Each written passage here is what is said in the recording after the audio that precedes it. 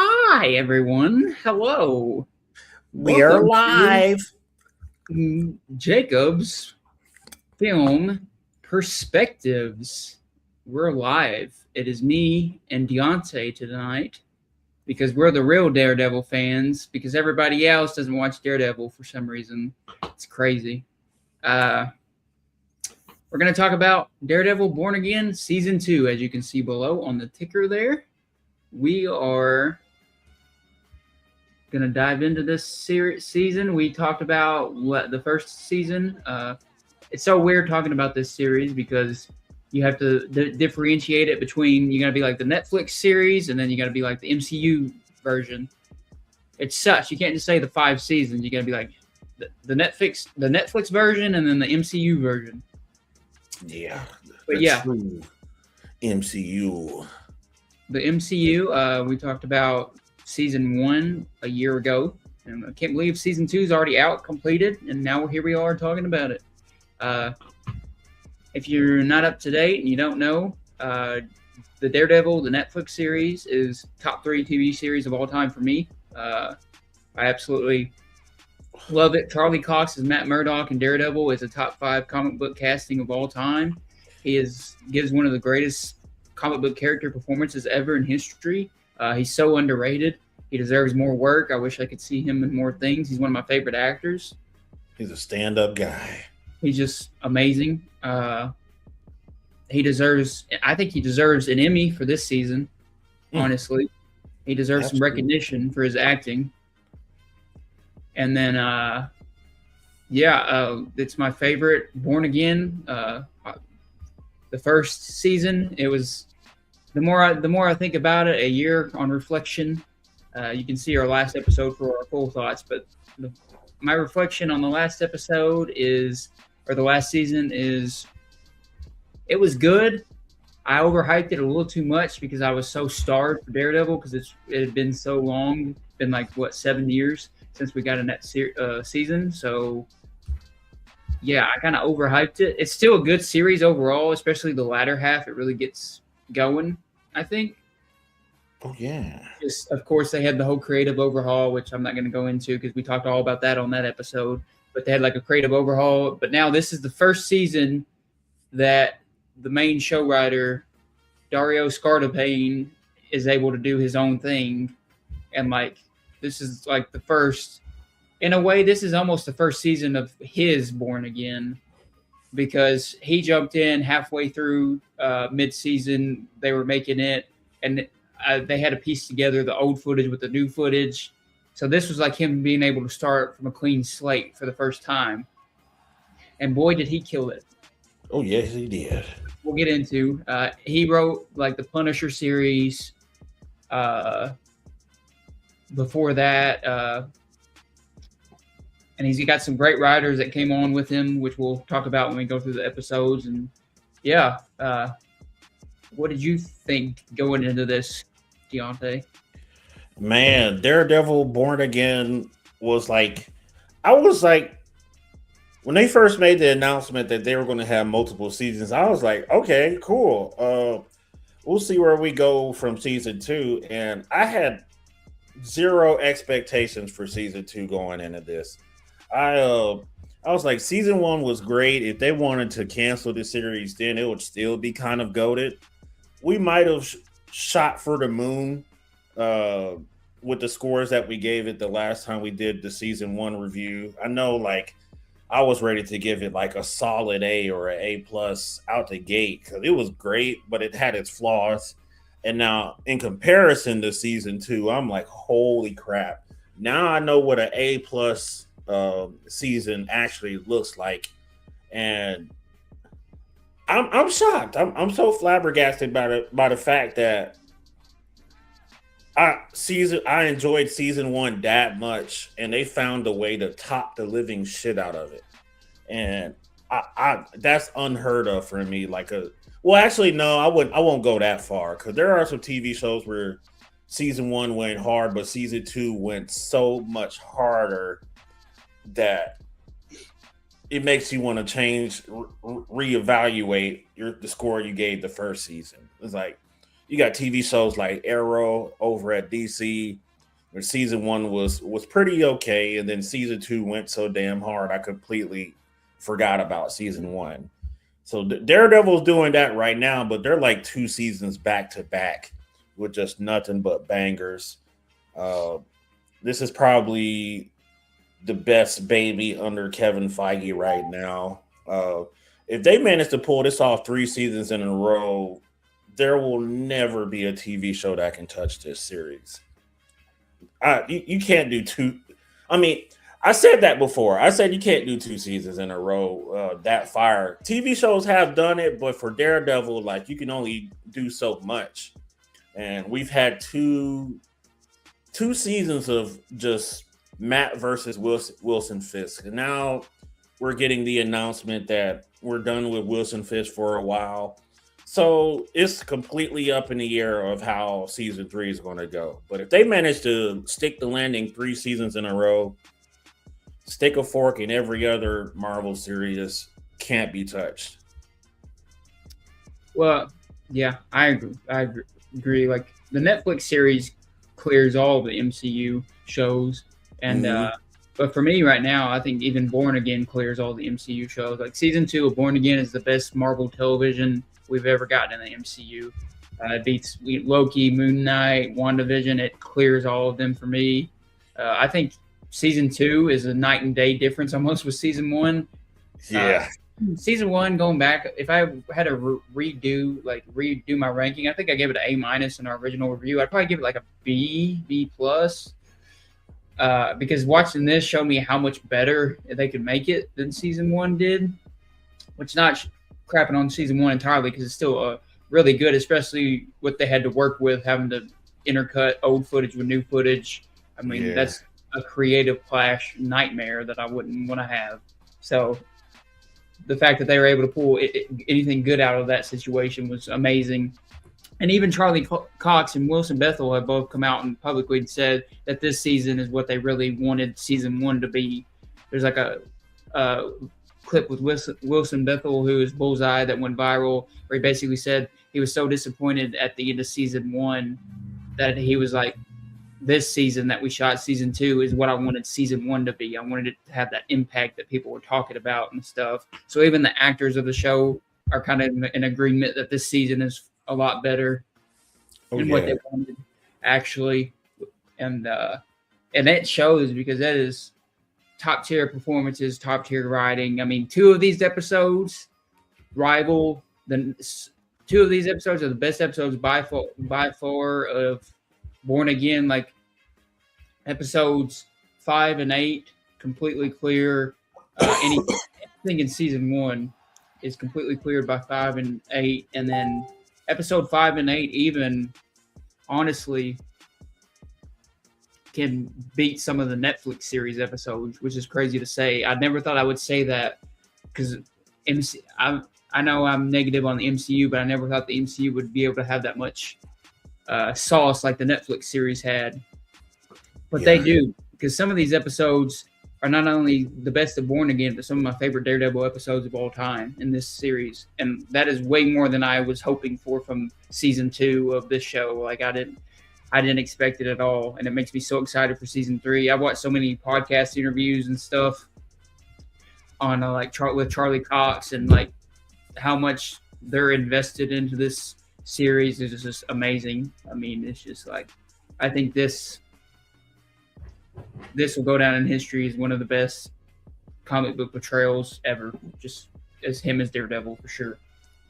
Easily. Like, if I had a theory about what season 3 could bring to the table, we've already gotten, I don't know what the timeline, because I've seen a timeline just this morning about like where Daredevil Born Again season 2 is at in comparison to Spider-Man Brand New Day. And based on the trailer for Spider-Man, we've seen the Hand return. So if the Hand is back and they're here for the long haul, either one or two things is going to happen. Either Spider-Man, because Charlie Cox is not going to be in Brand New Day, unfortunately. So I genuinely don't know who Spider-Man is going to team up with to defeat the Hand. It looks like he can handle them by himself, which I'm impressed and I respect that. But I would like one more Daredevil season facing off with the hand. Like something went awry and the hand was resurrected, or something happened, because I'm not sure what's canon and what's not with the hand. But seeing them in live action one more time wouldn't hurt anybody, because we're going to see them in Brand New Day. So of course we at some point we need an explanation for that. Like either the hand is either one of the main villains of Brand New Day, or they're just like a flashback of what Spider-Man was up to while we were gone, and he just had a brief run-in with the hand, and they make another appearance in Daredevil season 3. So I rock with that. So that's the theory I'm running with for season 3. I think that'll succeed.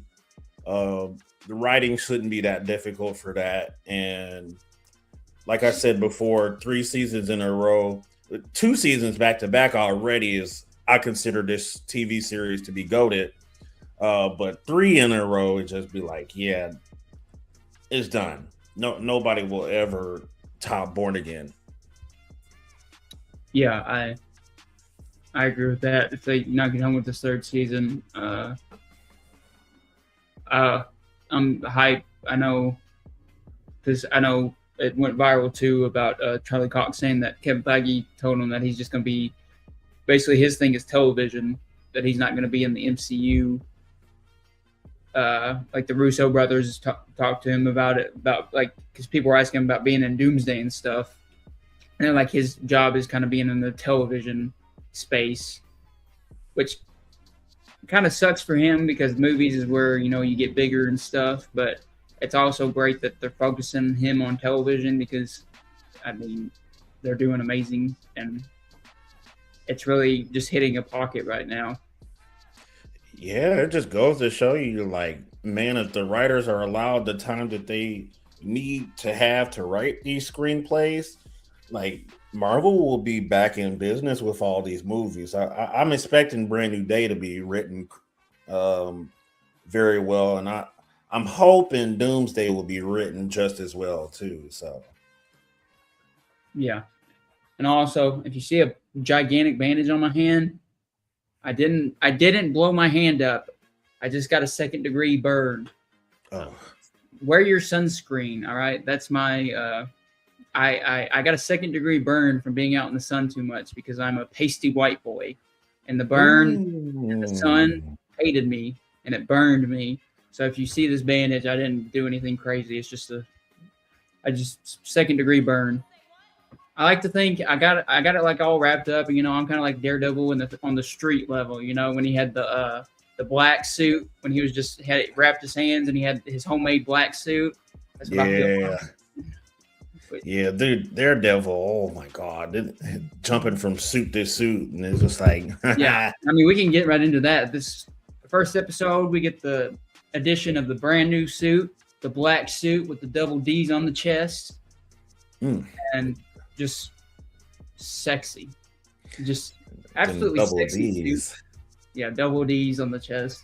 But I'd say this is probably, maybe because I'm a Batman fan, but this is my favorite live action suit so far.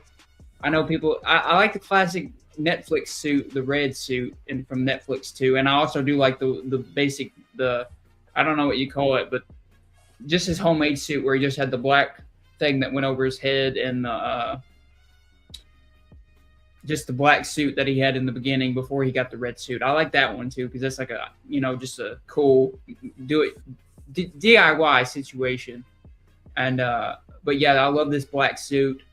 I mean, we got pictures of it throughout the year before, so we knew, but it was just nice seeing it in action.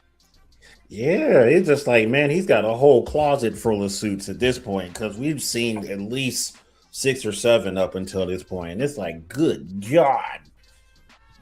They're all fire. We even get a suit later on, which is, it's the same type of, it's basically the same suit, but they did something. I saw Charlie Cox said in an interview that what they did with the suit later on in the season had never been done in the comic before. before, so they got to create their own suit that wasn't based off a comic for the first time, and him playing Daredevil.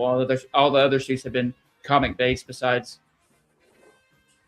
the suit that we'll see later on in the series, which is the same suit. It's just a little different aesthetic to it. But yeah, episode 1 kicks off. We get the Northern Star. We get the whole action sequence. And if you watch on Disney, well, you have to watch on Disney Plus, I guess.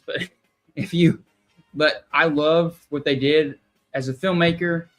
I love how when he uses his sense, when they stretch the screen to fit widescreen, they go from they have in the widescreen, they stretch it to feel like it's almost like an IMAX situation, which on Disney Plus, where when he uses his senses, it goes to full screen. When the first time they did that, I had goosebumps all through my body. I was like, yes, give it to me. Just like literally, that was so cool that were able to do that with Disney Plus on the streaming. They were able to stretch that screen and make it full screen, because it also takes you back, because the Netflix series is full screen if you watch it, or it used to be on Netflix. I haven't watched it on Disney Plus. I only watched it back on the day on Netflix. But it was full screen, so every time it went full screen, it just brings back that nostalgia of watching the Netflix series again. And it was just so cool because it tied in with what was happening on screen, because he was zoning in using his senses, and you were you were seeing more around you too, with the screen going full. So that was a really cool technique they did on Disney Plus in the filmmaking, for sure. Yeah, man, it's getting more superheroistic-y. It's not even a real English word, but I'm gonna use it anyway. The superheroistically or sticky. Daredevil using his echolocation, and now is fully improved to like a whole nother level. This motherfucker can hear from like a sidewalk all the way over to like a river where a boat is on it. You can hear from the inside of the boat. You can hear what's going on inside of like the crates in a warehouse, and it's like, good God, like he has gotten so much better with being able to track things with his hearing and his other senses. And I remember when he was struggling and he was getting it out the mud, like remembering things that Stick taught him on how to use his special ability. So this episode starts with Daredevil's breaking onto the Northern Star, which is a ship that was coming into New York with a shipment of military grade weapons that was supposed to be moved to another country on behalf of Mayor Wilson Fisk, which a lot of people who aren't caught up yet, he does win the election and become mayor in season 1.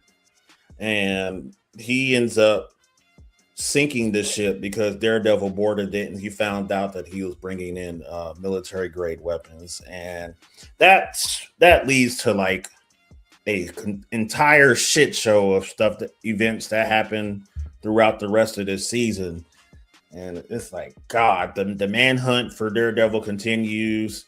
And even Kingpin himself is just like, you know what? If we can't find Daredevil, let's find Matt. And then he goes and pulls some chess move shit. And he's just like, all right, we'll consider Matt Murdock a hero. So people find him and be more inclined to drag him out in the open because we want to thank him for taking that bullet for me. It's just like, there goes Wilson Fisk's genius at play, because this dude is all about strategy, both the comics and in live action. Yeah, and shout out to Vincent D'Onofrio. Amazing. He's one of the best villains in the MCU, and he's one of the best villains in comic book, television, movie history in general, I think, personally now. And he's all he is just a gigantic baby, and he plays it so well. Like, all he does is there's even so many memes. He just goes back to when I was a boy. Like, he's such a incel big baby, and just absolutely just whiny, and just like, if he doesn't get his way, he snaps and just kills him.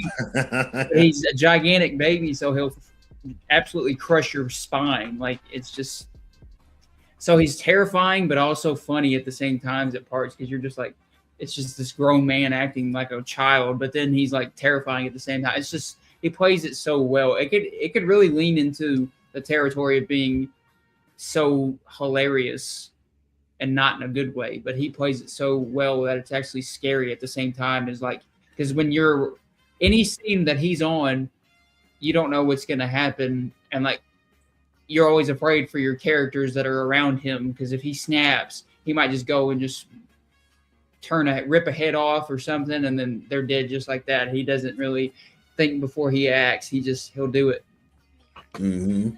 and Yes. it makes it terrifying. And I don't know why, but for this season, it seems like he was bigger. Like I don't know how to.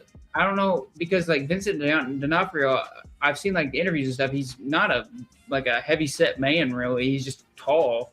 But the way I guess they added maybe in the suit, maybe they added some padding or something. But something about him was bigger in this season to me, where he just felt like bigger, just wide wise and height wise. He just felt I don't know maybe the way they shot him, maybe I don't know, but he just felt bigger in general as like not only as in his status as the mayor now, but also like in his physical performance. Yeah, I know he put on a little muscle too. Like I've been meaning to watch the podcast because there's like an episode of the podcast for every episode of Daredevil Born Again, and I've been meaning to watch that because you get to see like Charlie and Vincent talk about things. You see Dario and the other the rest of the cast talk about what happened in the episode and what were their thoughts on it. And Vincent, when I met Vincent D'Onofrio in person, and man, he not just his height was intimidating. It's just like he had the shoulders and the arms, and it's just like that's such a world's strongest man combo. Like the guy that played the Mountain on Game of Thrones, like he was in the world's strongest man competition, and you see him in person, he's just like a massive dude. You wouldn't even know his muscles would be like powerful enough to move a diesel truck. But yeah, Vincent D'Onofrio is like reaching that level. And plus they're giving him like some of his almost superhuman strength, like his peak physical condition that he has in the comics. And you kind of see that at play in the live action show now. Cause he's like, if he with a blank facial expression, if you piss him off, you might die on the spot. Because there was the gloves off episode. His trainer said something to him that kind of rattled his cage, sent his ass into the wall, and the motherfucker died instantly. And you see it more and more and more throughout season 2. Is just like you'll get one shot by Kingpin if you're not watching your mouth. So he's a monster, an absolute monster. And we get with this season, we also catch up with. I think we dogged her a little bit in the first episode, which I still dogged her. I still don't. That's the one. If I had to pick one weak link, it's still Heather. That whole character, I just don't really give a crap about any of that situation. Obviously, they're setting her up to be the female muse, and we'll be seeing that for sure in season 3. But I just still don't care about Heather. I don't care. I don't care about you, girl. Now, the actress, she does a great job. She's a beautiful actress. No hate to her. But it's just a character. It's almost like there's no, what is this character doing? All of a sudden, she's really loyal to Fisk and faking psychiatric reports for like the swordsman and like, just trying to help Fisk for some reason. She gets close with Vanessa as well. And she obviously has some vendetta against Matt for not being open with her, I guess. And then I don't know. I just like, and not to be a victim hater here, but the way she's seeing Muse in this season isn't really fleshed out or explained very well. So she has the one encounter with Muse, obviously. I mean, he tied her up. He was draining her blood. All so we saw in season 1, but I feel like there should have been more there for her to be like seeing him and then becoming Muse now. I feel like I don't know. I feel like because Muse did that to. I mean, she was the only one to survive, yeah.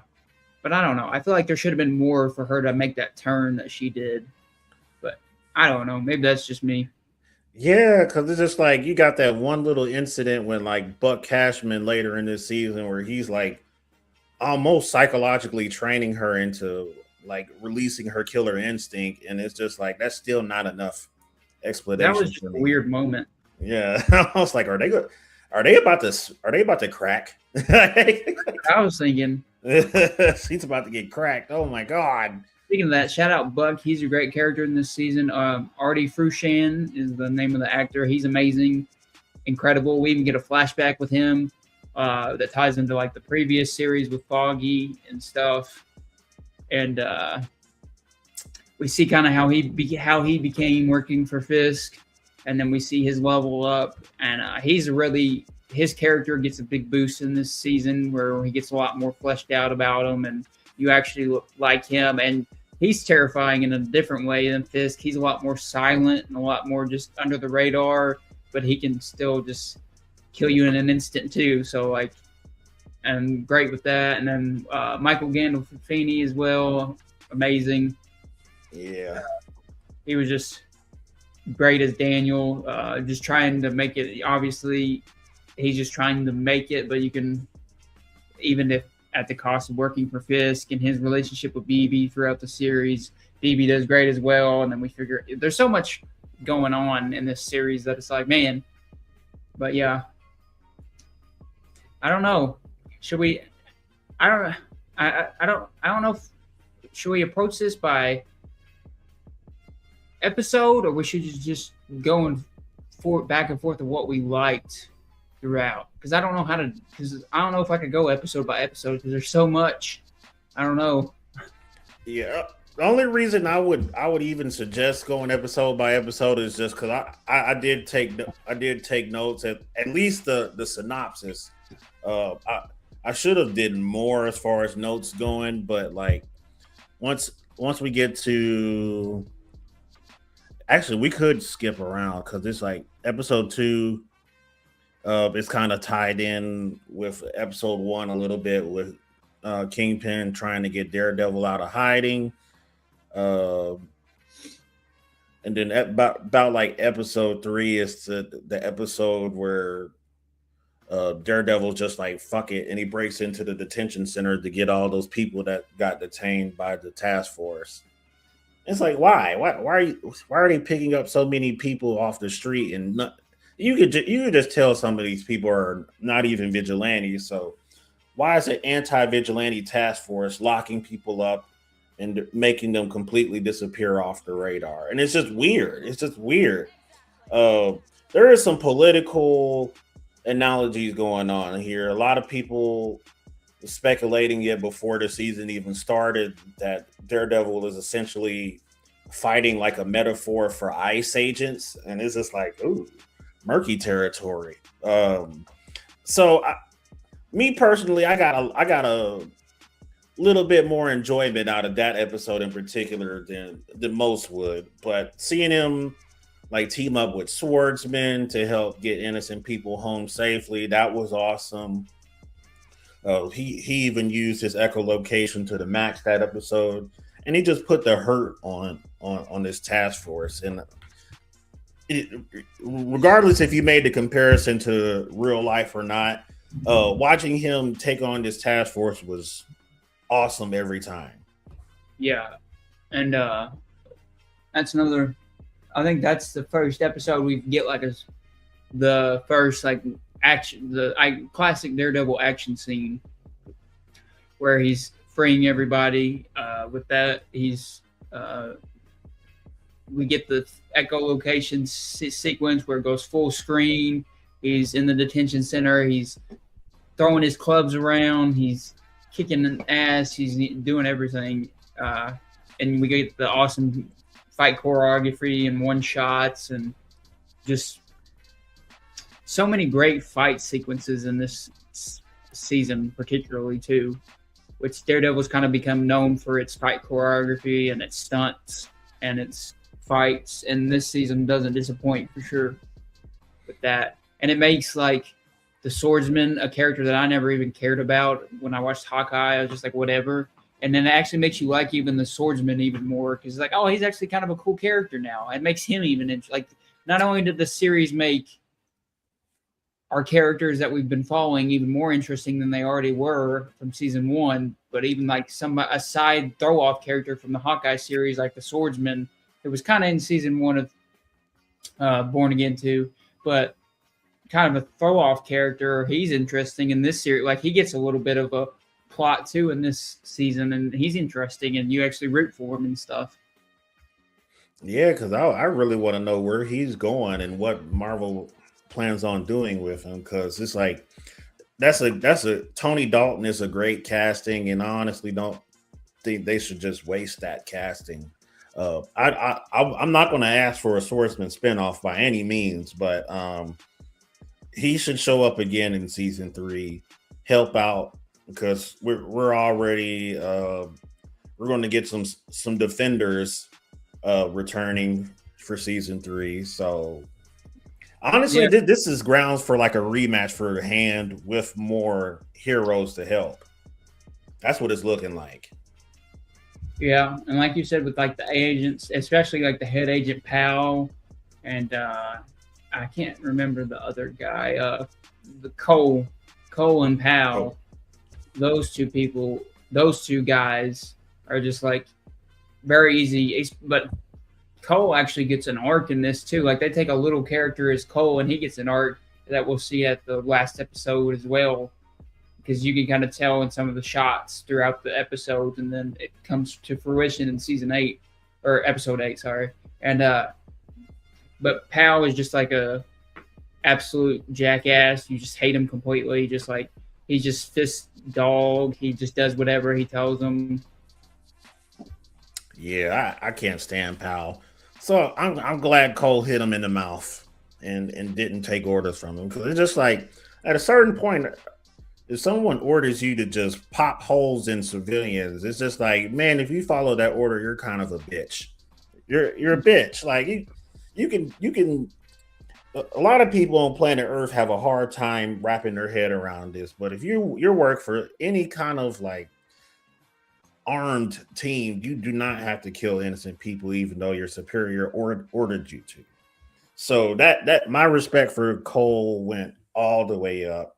Because some told me that he was going to flip on the task force, and he ended up taking over for Powell. The rest of the crew didn't want to listen to him. And Powell just like, if you're not going to do it, I'm going to do it. Oh yeah, butt into that M16 or whatever gun they had, and he totally deserved it. The actor that plays Powell, he was great. And great to hate. Very great to hate.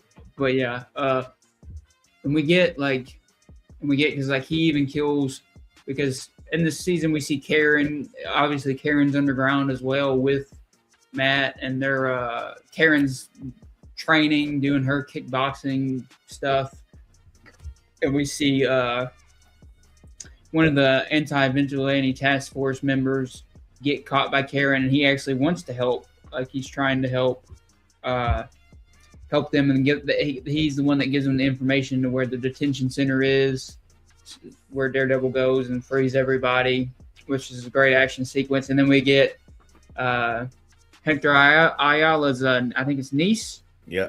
And she's basically becoming the White Tiger. She's wearing the necklace. She shows up. She's just a teenage girl, and she's helping Matt free him, and then we get to see more of her, and she was a good character. Seeing her as the White Tiger was interesting too. It was fun seeing some more White Tiger action. Yeah, because her life was definitely endangered. She didn't give a damn. Like, you ran head first into these task force agents that got to fighting alongside Matt and Karen, and it's just like, holy crap, this girl does not give a flying shit. Yeah, but I love that for her though. She's stepping into it. She might wind up on the Young Avengers team at some point, and we should definitely not waste that casting choice either. I love her as that. And then we get some returning characters. Jessica Jones shows up a few times this season. It's been a long time. And we Episode see 6. Is it I think the first episode she shows up is when they send people to her house, right? Or is it before that?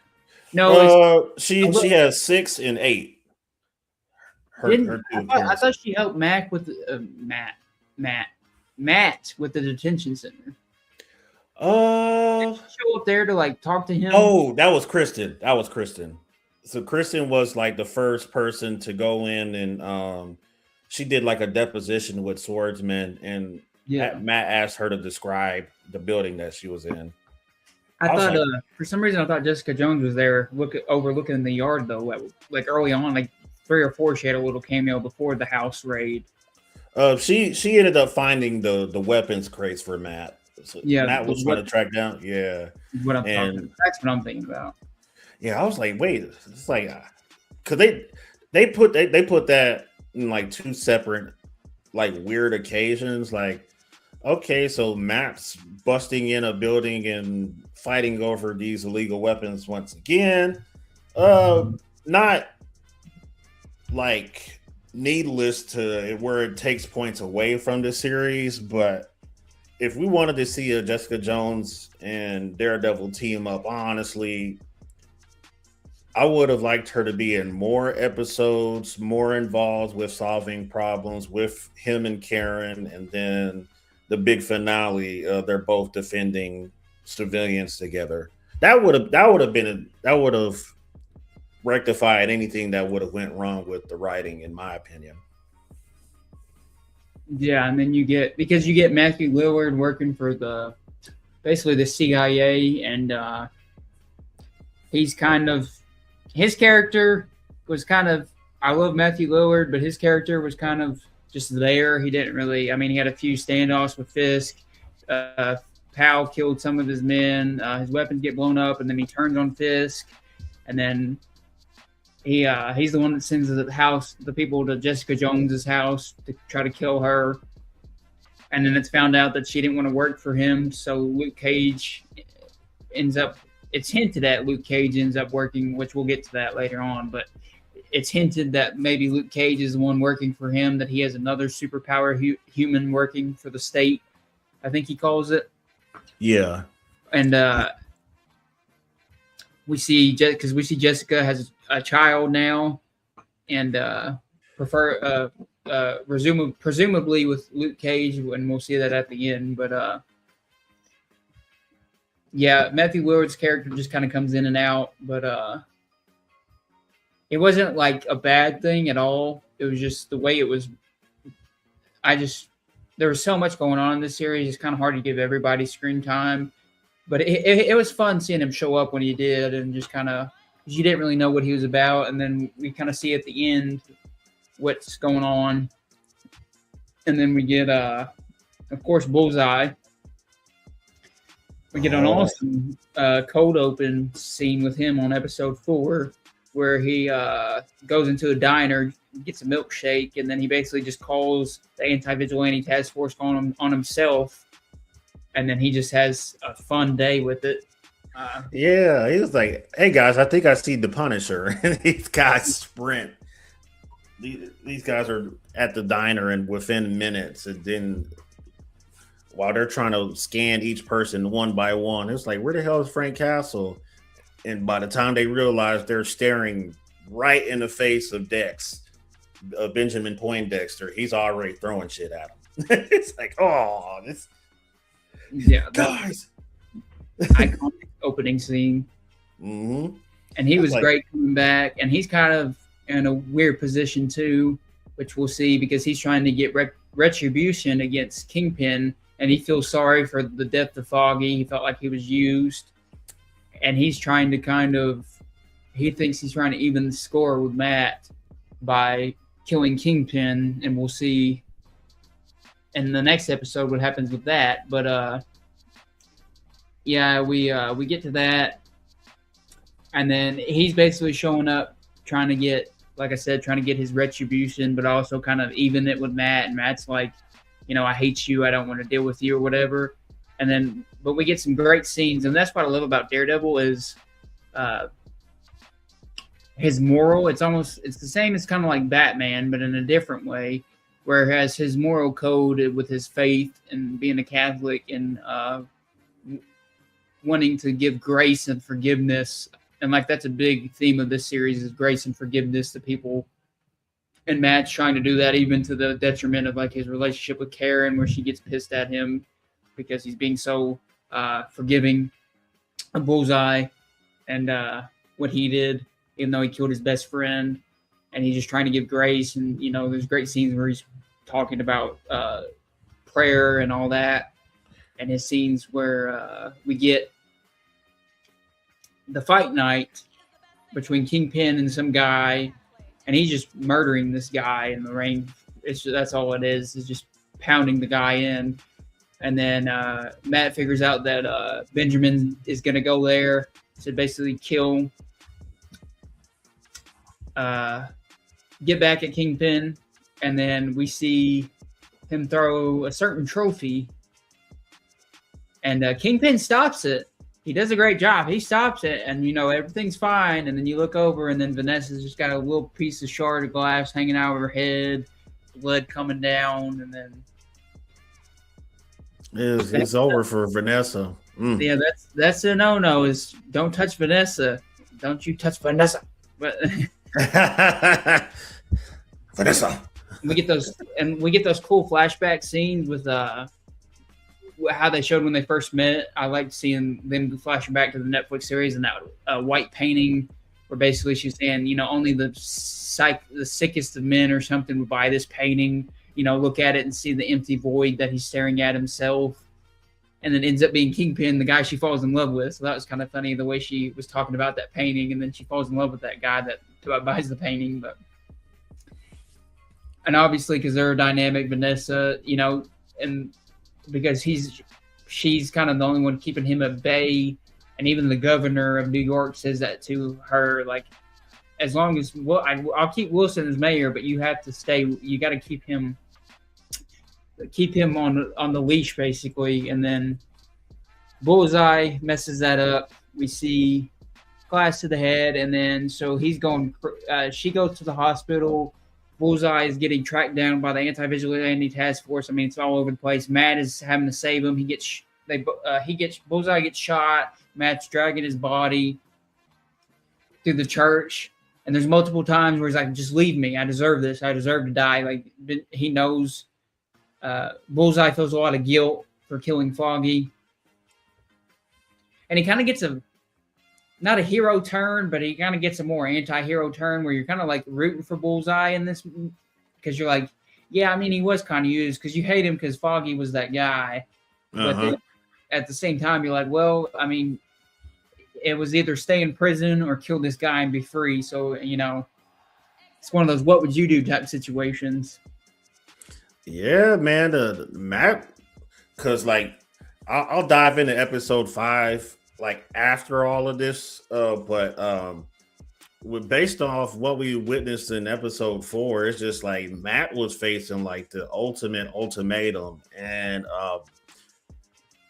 just like we everybody has like a general idea of what they would do in his position, but Matt kind of played his cards right to the T. Like when he made that decision to spare Benjamin Poindexter and save him, later on it ends up working in his favor because he's just like asking him to keep an eye on the governor of New York because Kingpin was going to send an assassin, and surely enough an assassin comes to kill the governor of New York, and Bullseye just knifes him up. So it's like, this is like, so Bullseye comes in handy like 3 or 4 times, at least 3 or 4 major times in this series.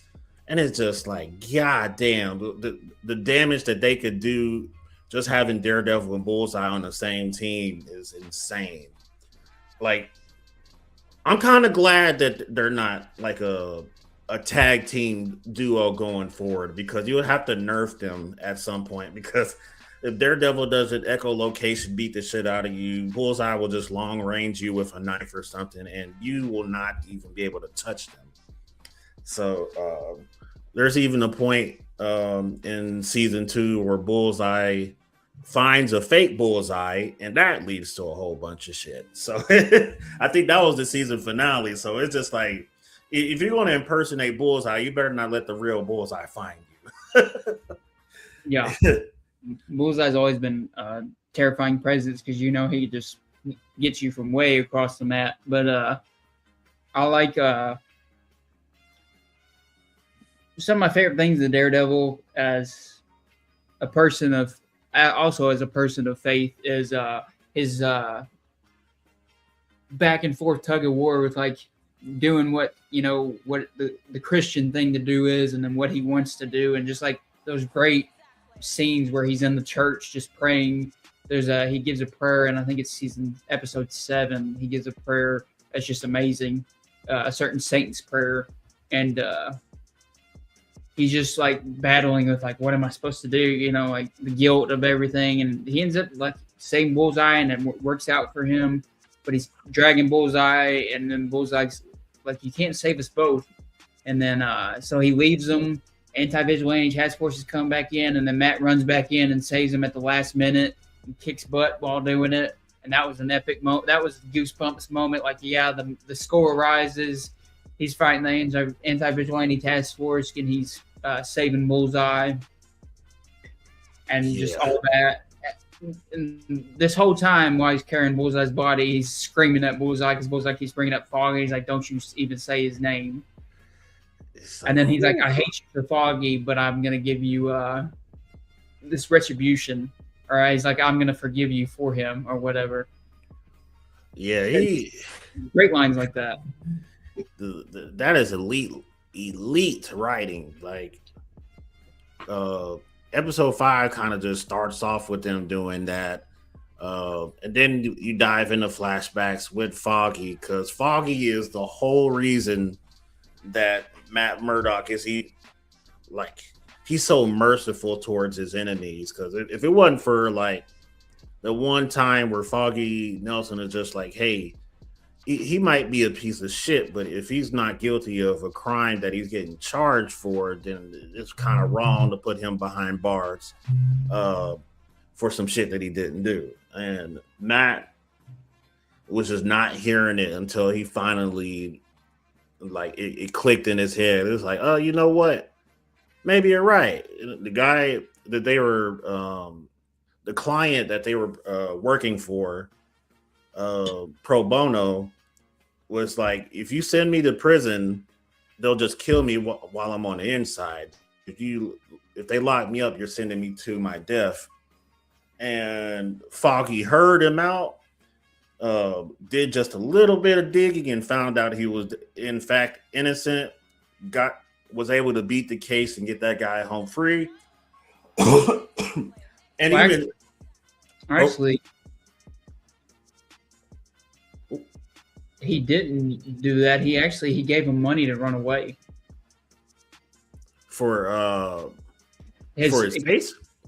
Yeah, because it was his childhood friend's brother, and he was always mean to him growing up. And then it was like he was going to prison probably, but before they even went to the trial, he gave him the money they had saved up for their own law firm that they were going to start, because they were working at some law firm at this time, and they gave him the money that they had saved up, and he gave it to him and said, "Just go somewhere. Don't look back." So basically, it gives him money to run away. Actually, I think they did beat the case. They had him throw it out, or because they just turned in some paperwork, and I remember him being called to the stand for something.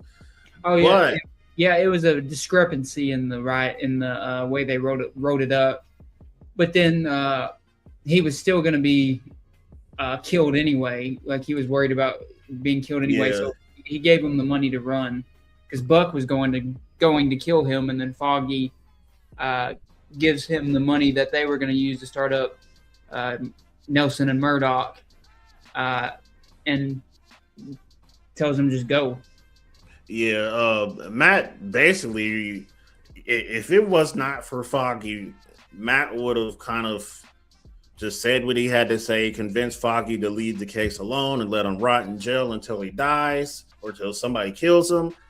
And it's because of that moment, they did a deed so good. Well, actually, I don't know if he came back later on, but the guy ended up living on. Buck Cashman never got his hands on him.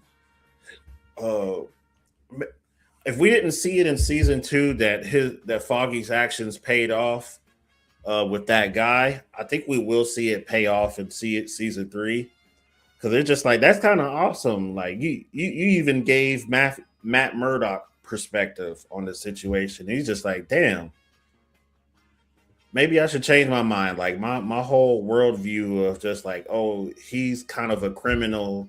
Who cares what'll happen to him once he's inside jail?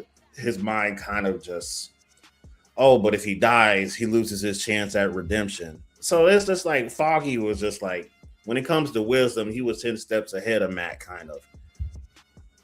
And that helped get him. We see that inspiration fuel him as to why he frees Bullseye and he helps Bullseye out and escape from the Kingpin and Anti-Vigilante Task Force is because of Foggy. Even though Foggy, Bullseye killed Foggy, Matt still thought about those times. And that's the episode where I even texted in the group chat for our Jacobsville Perspectives. Like, I felt like I just watched an episode of the Netflix series. I was like, that was by far the best episode since the Netflix series. I had goosebumps multiple times. I felt like I was watching, like I set up, I felt like I was watching the Netflix series again. Like episode 5 is just like fantastic, full of emotion. It's one of the most full of emotion because we see Matt looking back and reflecting with Foggy, and like we see cool flashbacks from like stuff we didn't even see in like what would have been probably season 1 of the Netflix series. We get to see like little behind the scenes stuff that happened around that time. That was really cool, and they even went full screen like the old Netflix series again. So like they even changed it up to make it feel different when it went back to those flashbacks. And then we see Kingpin thinking about his time with Vanessa, and like Vanessa as she's we think she's saved and she's recovering in the hospital bed. We see kind of his relationship with Vanessa and all that. And then she obviously isn't completely there when she wakes up. She's kind of asking for stuff again, and her memory's really bad, and then she just kind of dies. Yeah, and that sends Wilson right over the fucking edge. That sends him into a rage where I think we start episode 6 with him squeezing the doctor, just giving him the doctor gives him a hug, and he just squeezes him to death where he crushes his insides. Yeah, just like he comes up to him like, sorry for your loss. And I'm that millisecond before Wilson even got his arms around him, I'm like, oh, he's going to kill his ass. I was like, he's going to squeeze him. I knew it. He don't do to him when he did the Ben Urich back in the old Netflix series. Mm-hmm. Like, that's the one dude you not... If he's already like... If there's even a chance that he's blaming you for the death of Vanessa, if he's even blaming you for the death of Vanessa, you should not give him a hug and offer him condolences, because somebody's going to have to offer condolences for you. Yeah, if you're working for Kingpin, you're in a lose-lose situation, because if you mess up even an ounce working for Kingpin, you're murked, you're dead. Yeah. So like, I knew that doctor. I was like, when they flew that special doctor, and I was like, oh man, he better save her or he's done. Oh. It doesn't matter if he does everything he can possibly can. He couldn't have done anything better. He's still going to die. It doesn't matter. Because Kingpin doesn't think in those logical ways. He thinks in much more aggressive, very childlike ways where he doesn't really think about outside. He just knows what he wants, knows what he needs. And if something happens where he doesn't get what he wants or what he needs, it doesn't matter it doesn't matter why. There's no why to it. He's just going to kill you. Yeah, he has no regard for life. He is a raging sociopath, to say the least. Yeah. The only one that has a soft spot with Vanessa. So once we lose Vanessa, We know that Kingpin's going to be on a spree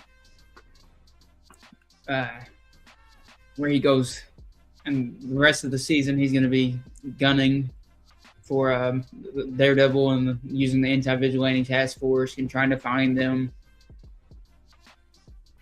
Yeah, he wanted them dead so bad too. He was even willing to go and do it himself at some point, but it's just like when things got so chaotic in New York, he just sat in the chair, and next thing you know, Matt Murdock's standing right behind him, and they're like alone together for a freaking rematch.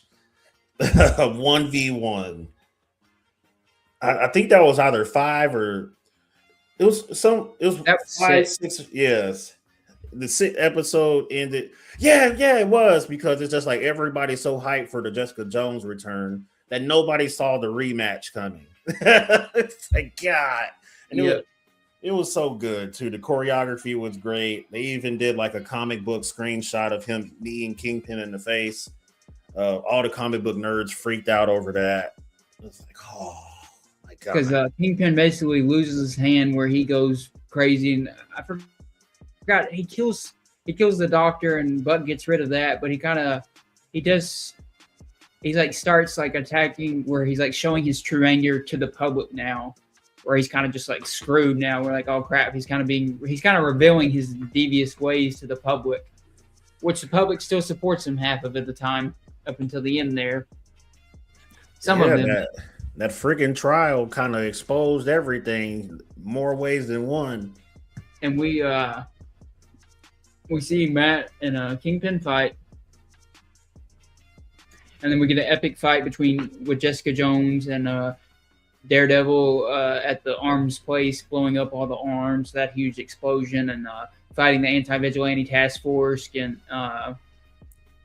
things come to a head. We see Karen get caught by the anti-vigilante task force, where then we get to see, which she has a great arc to the series, because she has a scene where she's going to kill Bullseye if Matt didn't stop her.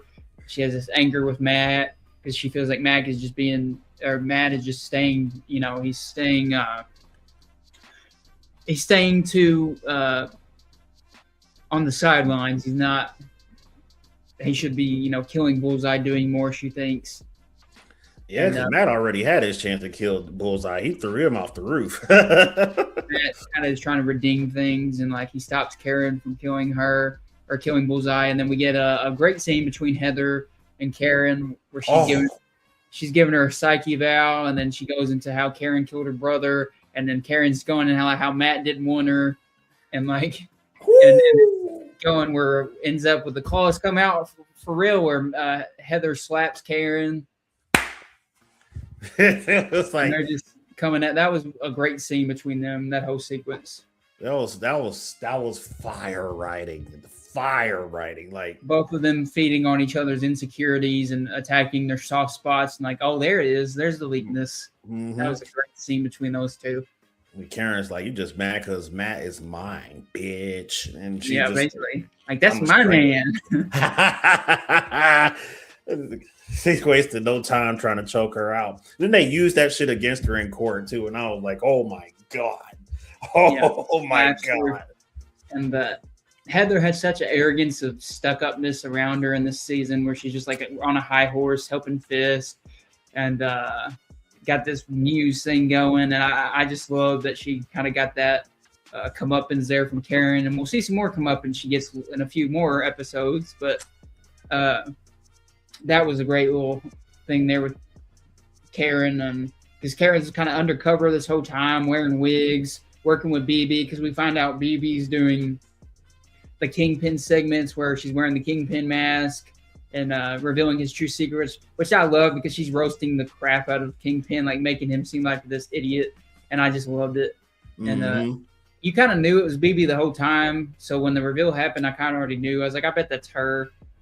But then that ties into Daniel figuring it out, and then we see that scene at his mother's, and then Daniel's going to give BB up to Buck because he's like, well, if I don't, he's going to kill me and everybody I love. Yeah. And then he kind of keeps her at his mom's house, and then he takes her to that apartment, and they walk, and he's gonna do it, and then she kind of pleads her case one more time, and then he's like, she finally gets to his good side, and he's like, okay, but you got to take this and say that that you got to go. He's like, I never saw you, this never happened, and then we get into the apartment, and then Buck is like, where is she? And then Daniel's like, I don't know, she got away, and headbutt. we get the fight, and you even see the Buck having reservations about killing Daniel. You can tell he kind of grew to like Daniel because previously Daniel helped them bury a body, but Daniel was like, it's getting too morally corrupt for me. BB kind of finally got to him. He let her go. And they go into the apartment, and then he's just kind of messing with Buck the whole time. Like, this is going to be you too. He's like, what's going to happen when Fisk finds out that, when you slip up, you're going to be the one on the floor. Yeah. And Buck is just with the coldest face whatsoever. And you see some hesitation though when he's about to shoot him. He's like, I don't want to do this. And then episode 7 ends right there with a gunshot to Daniel's head. Yeah, and like it got quiet for about a few seconds too long. It gave you just enough room to think, oh, Buck isn't going to do it. Pop. And then it's just like, oh, shit. And you see the credits. It's like, oh, that's a great fake out. I'll get it. Whoever directed that episode, that's one of the best fake outs I've seen in a while. Arguably. Like this was episode 7, I believe. The Hateful Darkness. Yep, The Hateful Darkness, written by Heather Belson and directed by Ian B. McDonald. So his idea for that fake out was incredible. That was incredible. Or both of their idea of faking it out. And it leans into the Netflix Daredevil series too, because I feel like people are going to come at me later on when we post like clips and stuff like, oh, you hate the MCU. But the MCU version of this would have gone, Daniel gets free. He lets Daniel go. But this leans into that darker, more Netflix gritty side that we all love and miss, where you think everything's okay. Like, oh, he's going to let Daniel go. He finally, Buck likes him. And yeah, Buck does like him, but he's not going to get killed by Kingpin, and he's not going to mess up his job. So he's going to kill Daniel anyway. And you just pop. You get that little, and then it ends on that downer note. Man, I fell for it for just that split second too. Like I was like, Buck is going to fold because Buck is like hands down. He's like, I don't know if everybody remembers Wesley from the Netflix series. We even get a little bit of Wesley in this season. He comes back for the little flashbacks we get there, and that was episode 6, I think. Or yeah, 5 or 6, 5, I think. 5, yeah. Forgot to mention that. Buck is even more loyal to Kingpin than Wesley was. Like he never folded on Kingpin, and he would kill absolutely anybody if Kingpin ordered it to. So it's like, damn.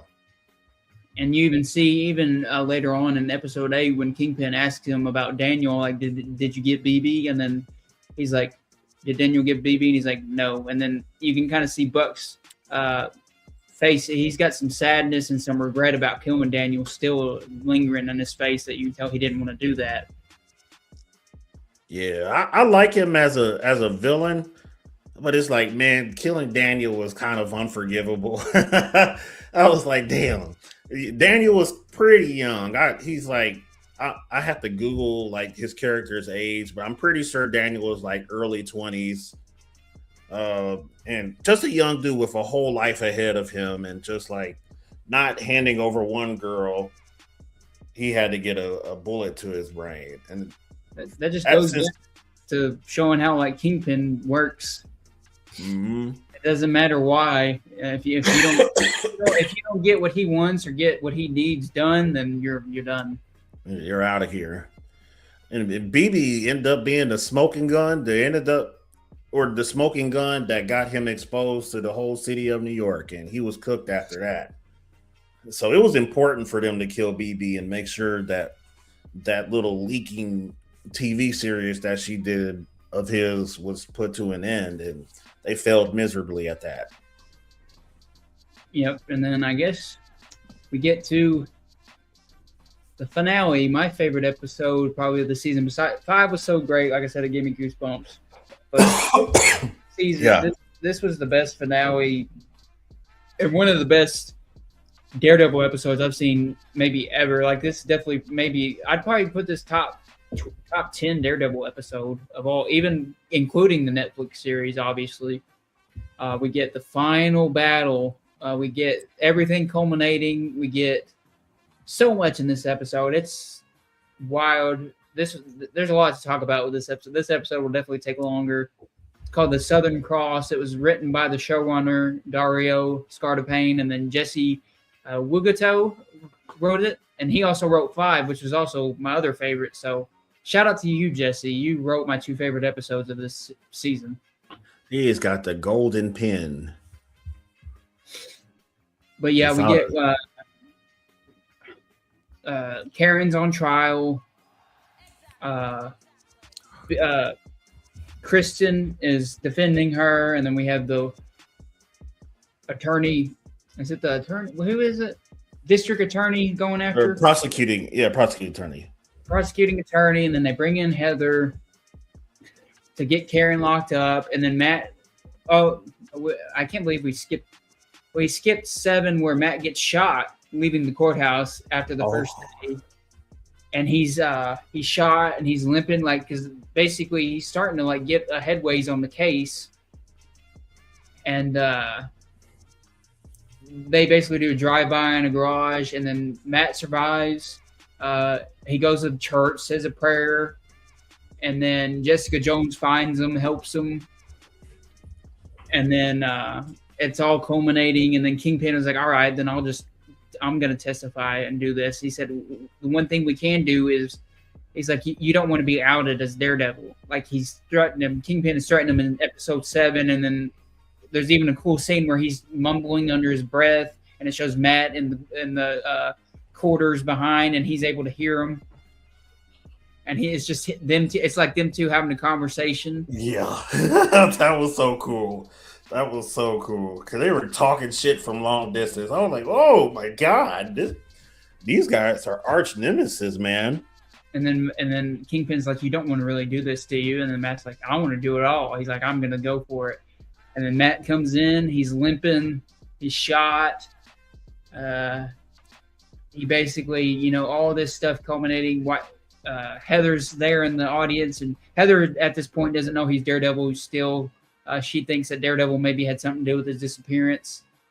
And then Matt basically reveals himself to save Karen, because the fact that he saved Kingpin and then he is Daredevil shows that, like, a vigilante saved the mayor's life. So what's this anti-vigilante task force? They're not all bad. So Matt says, I am Daredevil, and then the prosecutor Terry's like, you can't expect a blind man, a blind lawyer is Daredevil, and he does the cool thing with his billy club. He just catches it. Yeah. What Officer Powell? Officer Powell just like, a blind guy that could fight. Ain't that some shit? Yeah. And then you see Heather's face just completely just like glaze over, just like, and I loved it because like, Heather is such a hateable character in the show that I'm like, yeah, that's right. You're like, that's what you get, bitch. You were sleeping with your least favorite vigilante in Hell's Kitchen. That's why Matt was so secretive and stuff. He's freaking Daredevil. But yeah, he reveals himself, which some people on the internet, and I agree with this, are comparing this to the I Am Iron Man moment in the MCU. And I know that's that's very hyperbolic, and that's jumping the gun, because I Am Iron Man is one of the most iconic moments in the MCU ever, for sure, in the original Iron Man in 2008. But I think when he reveals himself as I'm Daredevil, I think that's up there with I Am Iron Man as a reveal. Maybe I'm a Daredevil fanboy, but I think it's almost near as good as that. Yeah, as far as like reveal purposes, I can definitely agree with that. But I think like the reason why, like, I honestly believe people shouldn't complain about that, because it's just like a Hail Mary play for Karen, because it's just like, they needed a witness to corroborate the story about the Northern Star being Yep. sunk and all the military grade weapons on it. It was like there was a person on it. Daredevil was on the ship, and he was like, "All right, where is Daredevil?" And then there it goes. Matt basically walks, and it's so great because he uses his lawyer skills because he walks Kingpin to that plank where he's getting him to like admit that, like, okay, so who was on the Northern Star? We can all agree that Daredevil was on the Northern Star, right? And Matt Murdock was the one that saved your life. And then it all comes together. Well, guess what? Matt Murdock is Daredevil. Nobody in that courtroom except for like his inner circle saw that coming. Honestly, I think Karen saw it coming. Well, actually, Karen might have been the only person that saw it coming because when they met and she was like in holding, she cried her ass off after he gave her that look like, yeah, now it's the time for me to do this. And he knew the consequences that came with it. Kingpin knew the consequences that came with it. He told Matt, like, you're a fool. You're a fool. Yeah, Kingpin was basically calling his bluff. Like, he's like basically telling him, you know, there's no way you're going to reveal yourself. I was like, you really want to go that far? Yeah, Matt was like, I've been ready, bitch. Yeah, he's like, I'm ready. Just give it to me. He's like, I don't care anymore. And never mind. Yeah, never mind that plot hole where the task force themselves were literally trying to kill him in the parking lot because Kingpin ordered them not to leave the courtroom alive. And it's like, God damn. We're not going to call this a mistrial over that or what? It's like, oh well. I'm gonna let that slide. Well, obviously, Kingpin, you could tell he had. Well, I think it was because Kingpin had so much power over the three judges. But you could tell finally that at the end there that it was way too much. The judges couldn't fudge for Kingpin anymore. They couldn't. Like, it was too much. It was exposed to the public. It was on TV now. Like, it was all over. The judges couldn't put it away anymore. I think with the whole thing, Matt getting shot, that was kind of, that was after court, so they could kind of, because the Kingpin was holding the judges for sure. He had influence over all three of those judges because they were definitely leaning on Kingpin's side, trying to get Karen in jail. And then once Matt did that on TV in front of everybody, they kind of lost their hand. Like, well, it doesn't matter. We can't do that anymore. We're not going to go down with Wilson, the mayor. We got to pick the right one here. Yeah, their morals got challenged so hard that episode because it's just like you had opportunity to kill civilians on Wilson's behalf. And it's like you already know the mayor is on his way out.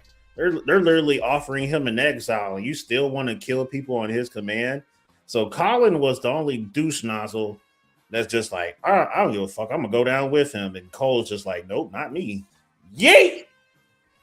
Got him up out of there. So it's like that's how it should be in real life too. Like you should never let it come down to that, to where I want to pop a civilian just because my boss is getting exiled. Yeah, and we get, like I said, great scene in the courtroom, and then the case gets dismissed. Karen's free, and they're walking on their way out, and then they obviously can't get out because they were going to have a sniper there to kill them when they came out, but then Bullseye, again, where Matt saving Benjamin comes in, because he comes in and he goes up and he's like, huh, just like me, how funny. And then he's there. Pushes him, muffs him out the way. And Bullseye almost tries to kill Kingpin there, and then Matt's like, oh no, stop, get down. And then the shots fired, the courtroom gets locked in. Basically, they're all locked up in the courtroom, and then Matt and Jessica Jones shows up, and Matt gets in his Daredevil suit, and they're getting ready to fight through. And then the crowds are coming. Everybody's dressed as Daredevil. All the crowds of the people of New York are coming, and everything's ascending on this courthouse, and it's locked in. And they're coming for Fisk because everything's been revealed about Fisk with the Northern Star and all that. And then Fisk is just sitting there in his room. Buck took the bullet from Benjamin to save Fisk. So Buck's bleeding out and Heather's helping him. And then the one prosecuting attorney's like, Heather, we can leave. We don't have to go down with him. Like, we can leave. And then Heather, for some reason, slaps it because he was kind of a creep anyway, so I get it. She slaps him and says, don't ever talk to me like that again. Then she decides to stay with Buck and Kingpin. It's like, Heather, why are you doing this? Freaky ass couple. Yeah, for real. And then y'all could have each other. That great scene where finally Powell gets knocked out by Colin, and the anti-vigilante task force lets the people come in, and they're flooding in. And then we get that great scene where they're beating down the doors. Kingpin says, just let him in. He opens the door. He goes, boo. And then, yeah.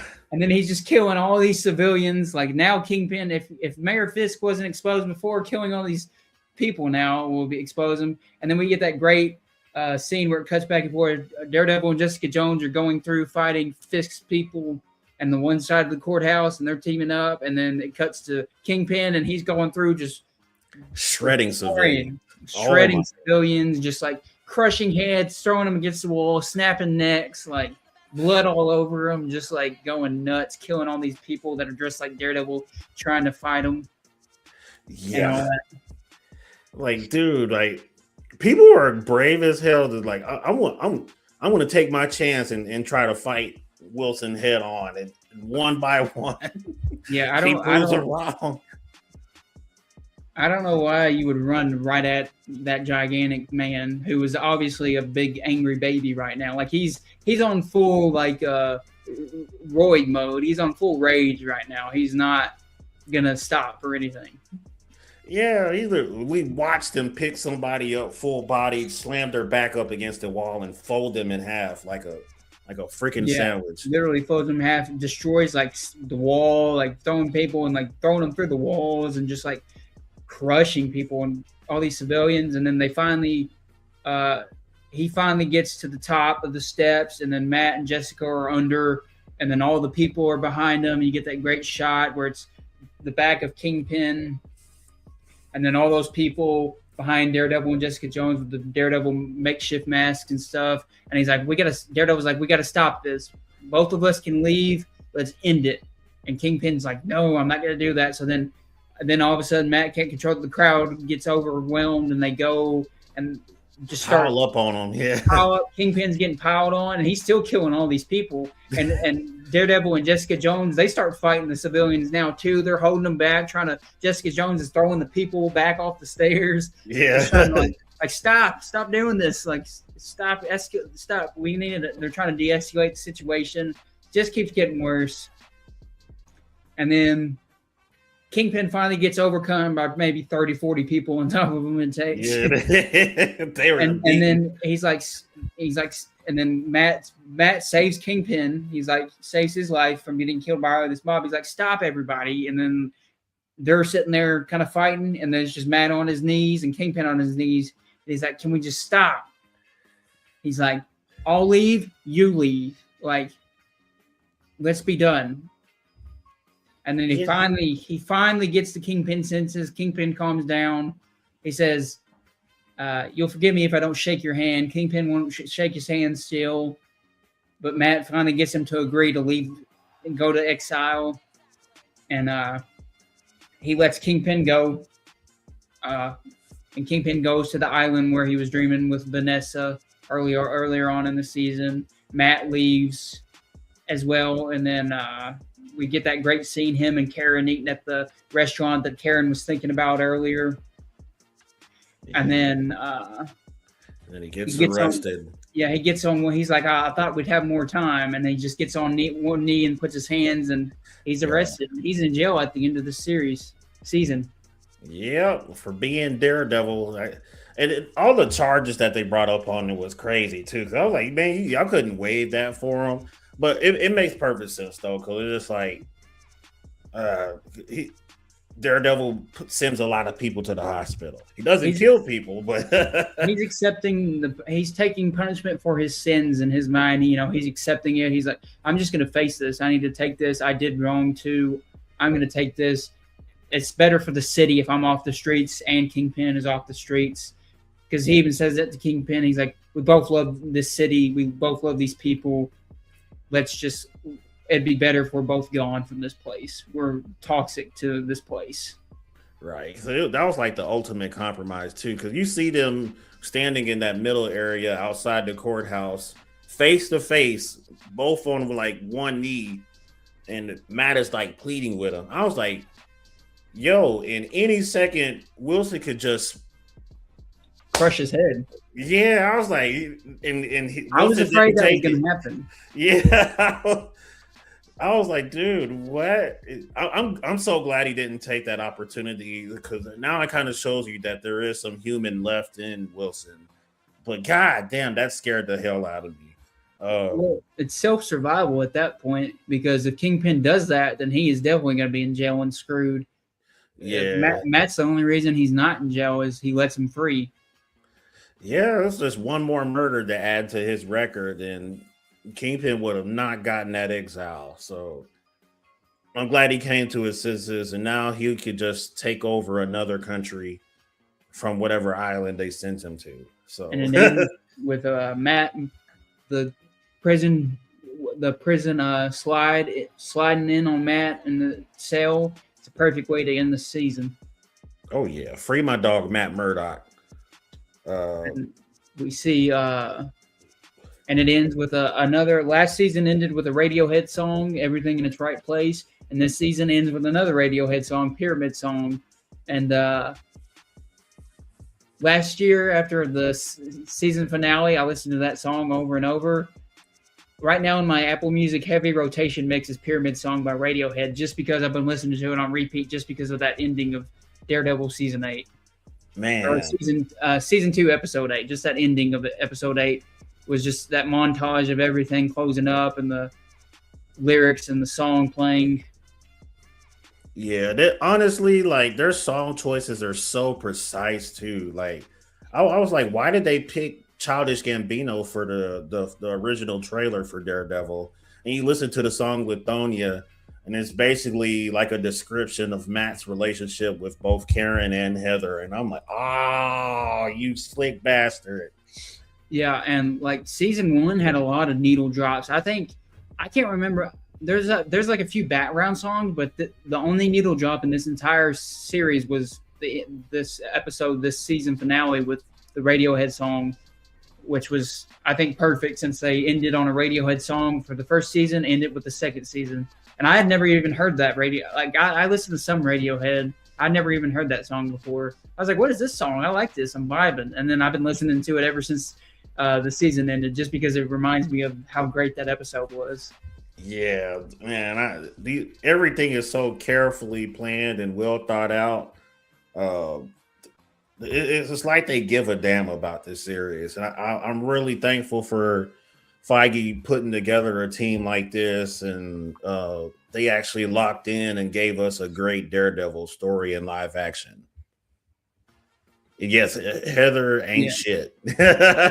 Yeah, Heather's a beautiful lady, but man, she gets on my nerves. I just want to be like, that's why I love when you could just see her face when Daredevil revealed himself. Like, oh, that's why. Yeah, like, yeah. All this time you've been going after Matt. That's why, man. He's been Daredevil this whole time. God. Oh, and my last little tangent for the season finale is just like, there's 3 characters that have no business being in jail: Frank Castle, Wilson Fisk, and Matt Murdock. So season 3 is going to be coming out swinging, because if we do even one episode of what it's like to have Matt Murdock in prison, somebody's going to be like, "Ooh, he's Daredevil. Let me try to shank him." Yeah, we're gonna get a bitch. He can hear you coming. We're gonna get because I think we've got an iconic prison fight from Kingpin and Punisher. So now it's Matt's turn. Matt's fought in a prison, but he's never been the prisoner. So it's going to be interesting. I think we're going to get us a Daredevil one-take prison fight, probably. Oh, God. And the task force is in prison with him. The same prison. Yeah, that's true. I forgot about that. He walks by Pal. So, yeah, there's going to be some stuff there for sure. Holy cow, man. Those guys. Woo! Season 3 is going to be off to a great start. I can't wait. And it's awesome that we get it just like they're already in the middle of shooting season 3 right now in production. Like we're gonna get it in a year, less than a year from now. Like I love the fast turnaround we're getting, but we're not losing quality at the same time. Hell yeah. So And far, anyway. Matt. There's photos of Matt in his jumpsuit too that people had seen prior to the finale. It was like, oh, that's why he's in a jumpsuit when he's filming for season 3. And it's like, And damn. and we get the reveal of Luke Cage in episode 8 as well at the end there. He steps on the screen. We haven't seen him since 2018 or whatever. So like that was nice seeing him come back. Yeah, his daughter got introduced, so Danielle Cage is a huge deal. And then we see Wilson Bethel playing Benjamin Poindexter. He's with Matthew Lillard on the plane. He's filling Luke Cage's spot for the CIA. He's gonna be overseas doing secretive missions for Matthew Lillard now. Which I mean, that's perfect for him. That's what he wants. I mean, that's all he's got to do. So. Yeah, Bullseye kind of does work like that in the comics too. So, and by the time he gets back to New York, he'll be even more dangerous. And they've already announced that he's getting a new suit. So the blue suit was nice, but I've been waiting for that because I love the character now. I didn't care for Bullseye that much until this season. Actually, at season 3 of the Netflix series, I was like, okay, I really liked him before he became like Fisk's dog, when he was kind of like the creepy stalker guy. That sounds bad that I liked him like that, but like I don't know, he was just interesting, like a psychotic guy, and he was like listening to his therapist's like tapes over and over, and like all that stuff was pretty like spooky and just I like that about it. And then he just kind of became Fisk's dog for the longest, and then now that his whole banner with Daredevil, this whole series, and him trying to get retribution for what he did and feeling bad and the guilt and basically wanting to, in a way, kill himself, just running into like, he doesn't care if he dies anymore. He's tired of being this thing. And just really a lot more compelling this season for me. Yeah, Wilson Bethel is Bullseye forever. And I'm pretty sure what they're going to do for him, if they're going to give him a black suit now, because it's like depending on what lighting you see it. Like sometimes Bullseye's comic book suit is blue, but he does have a black variant too, and that black variant is, in my opinion, much more sexier than the blue. And the live action blue suit isn't really all that intimidating in the first place. So I literally have the Funko Pop for Kingpin, and I have all 3 Daredevil variant Funko Pops from Born Again: the red, the black, and then the battle damaged black suit. And then I wanted to get Bullseye so bad, but it just looks like a guy in and like and basically what is that called? Oh, I'm losing. What is that called when they wear they wear it to rob banks? A shiesty. Shiesty, yeah. He's basically just in a shiesty. That's all he is. I was like, like I don't need a Funko Pop of a random white dude in a shiesty. Like you know what I mean? Like I wish for his character, I think he does deserve a better suit than what he has. Yeah, especially black too. Like you could kind of see him coming with that blue suit. Like the only advantages he has at night is because he sees you first from far away. But in the broad daylight, where he's still like assassinating people, like, oh, Bullseye. It's like, yeah, but if he hunts at night in a black suit, he's damn near worse than any serial killer Marvel could ever produce. So we need that. He's going to be a hitman overseas for the United States government. He's going to be doing what Luke Cage was doing. And Luke Cage even says at the end of the episode, he's like, he said, I didn't like what I did. It wasn't pretty, basically, what he did. So he's going to be doing some dirty things for the government, which is perfect for Bullseye. That's his type of thing. He'll be a great hitman, and he'll probably get a cool suit. I wonder if they're going to incorporate his bullseye on his head like they do in the comics. They should, because with the blue shiesty, they kind of gave it some comic book justice, but I think it would just look so much better with like a black suit with a white bullseye, like in the comics too. Because there is a variant of that uniform, costume, whatever suit. So we see that in the future going forward. He'll be much more intimidating, much more believable, and he'll look like a comic book version of himself that everybody respects more. I think the blue is cool, but it's not as down to earth as the black suit. Yeah, but I'm trying to think. I think that's all I got for. What would you give Born Again season 2? Oh man, my crazy ass was going to say A+ right out the gate. I can't do that. Solid A.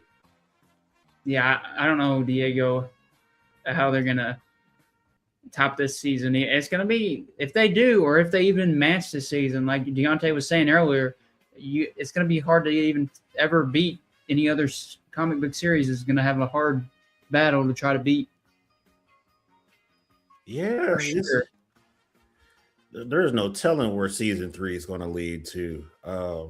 Because season 2 was so fire, I had to drop my score for Daredevil Born Again season 1.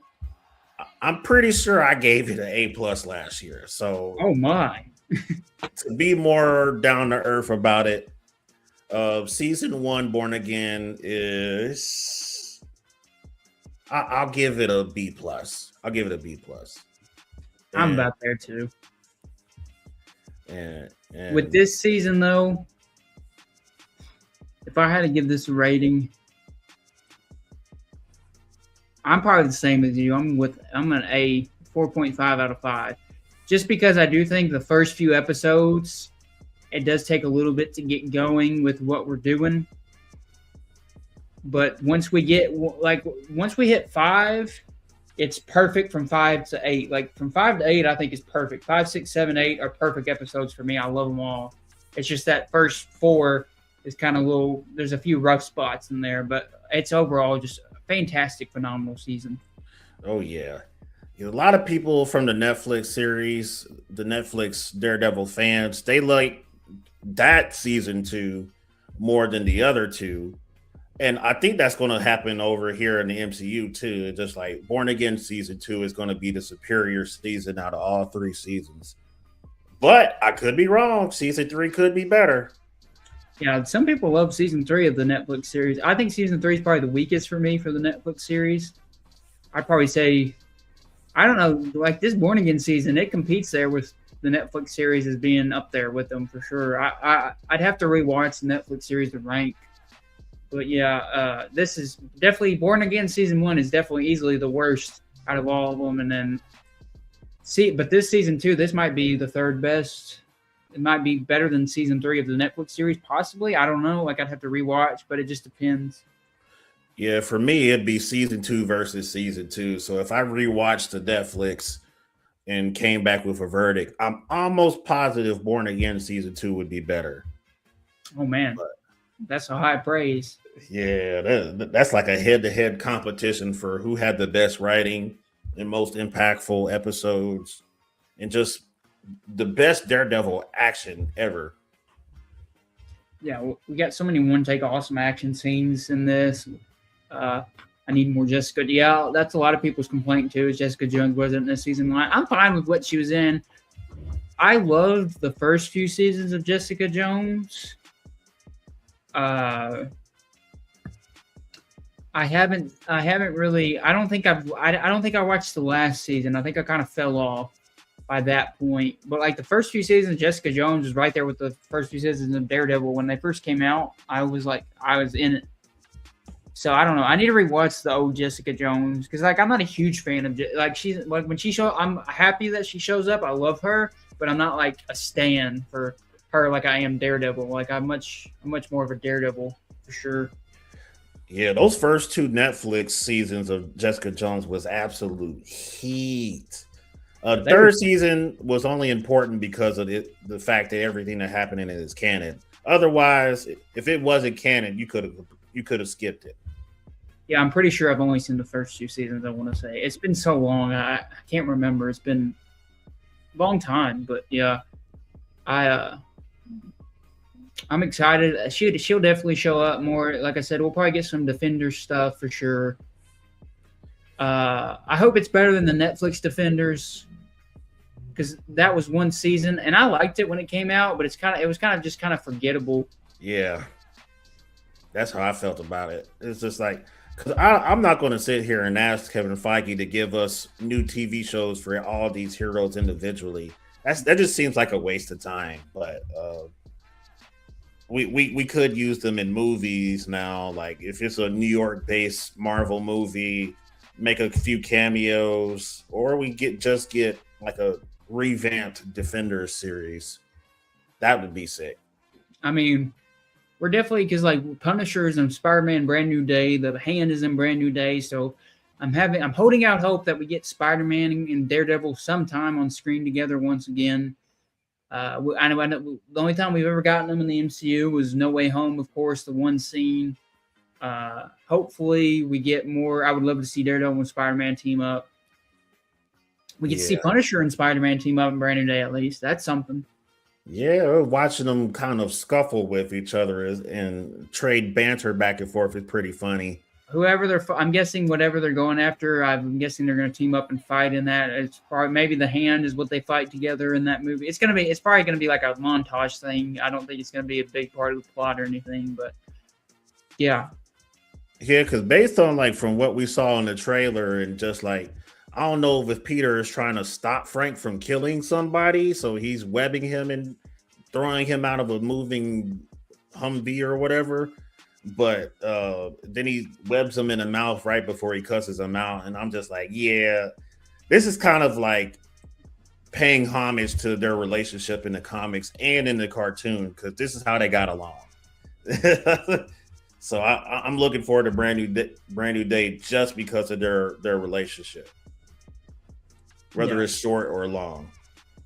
I'm trying to think if we had anything else on Daredevil. Do you have anything else? I think that's it for all my thoughts on this season. I think that's all my thoughts too. I don't really have much else to say other than fantastic season, the best television of the MCU so far, for sure. Easily. If you're not on the Daredevil train, I know so many people that have watched like Loki, WandaVision, Moon Knight, and those are great shows too, or good shows. Don't get me wrong, but I know so many people that have watched like all of those, but they haven't even touched Daredevil, and I'm just like, come on, you're missing the best one. Come on, get Literally. on. Obviously, if you're watching this, you probably have seen it, or I hope you have, or you just got spoiled completely. Yeah. Yeah, this needs to be the one you watch. You need to. If somebody asked me what MCU show they should watch, I'd say just watch all 5 seasons of Daredevil. That's all you need. Yeah, because once you like cleared season 1 of the Netflix, it's sail. You will sail all the way through the rest of them. Yeah, and they're all on Disney Plus now. I'm thinking probably here in a little bit, I'm probably going to go through them again sometime, probably before season 3 comes out for sure. I'll probably go through the Daredevil series again, just because, like I said, it's a top 3 series of all time for me. It's my favorite comic book series of all time. TV wise, it's my favorite superhero TV show of all time. There's only 2 shows that beat it, and it's just because one of them's my favorite show of all time, and another one's like nostalgia, growing up watching all the time.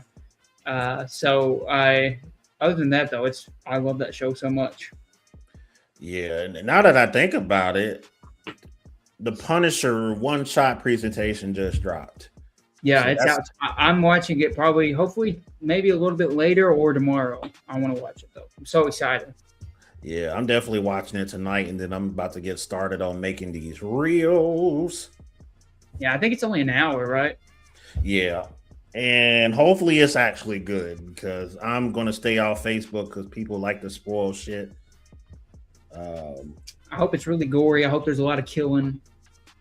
I sound like a psycho for saying that, but it should as a Punisher. Because it's called Punisher One Last Kill, isn't it? Yeah, and I think he's going to keep killing after that.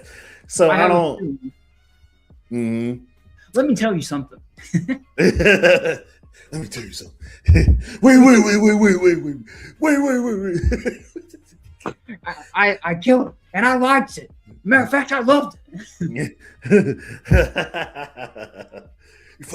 You fucking posers. You I called love all those fake punishers. Let me tell you something, Red. John Bernthal is amazing. I love him. Anytime he shows up in any movie, he showed up in. I was watching a movie from 2010 the other day, and he showed up as like a random agent, like lawyers, like a book writer's agent. I was like, oh, that's my guy. Like, he's just such a great actor. Yeah, he is. I'm so glad he's going to be in Spider-Man. Thank God. And with that, I will say, for sure, I said I had since we're done talking about Daredevil, I think that was it, right? Oh, yeah. It's done. So, yeah, to wrap it up, that's Daredevil Born Again, Season 2. Look at that poster. It's even got the white like his painting. Yes. Even the white is like, it's got the little rough edges like the painting has that he stares at into the void. Man, this is full circle. And that Daredevil suit that I forgot to mention, now that we're there, it's just his battle damage. It's just his black suit, and it's just battle damage. So the red is shining through because I guess he painted it black because the red is shining through in the last 3 episodes, I think it is. Mm-hmm. And that's the suit that Charlie Cox said him and the show writers came up with. That's never been in the comics. There's never been a black suit with red showing through like that. But that was the first time they were able to do a suit that wasn't based off a comic. So that's kind of a cool little tidbit too. But yeah, man, I've been listening to that score is great too. The Newton Brothers, that theme. Yeah. I've been listening to. I posted it on my notes on my Jacob's Film Perspectives Instagram. It's called Resist, Rebel, Rebuild.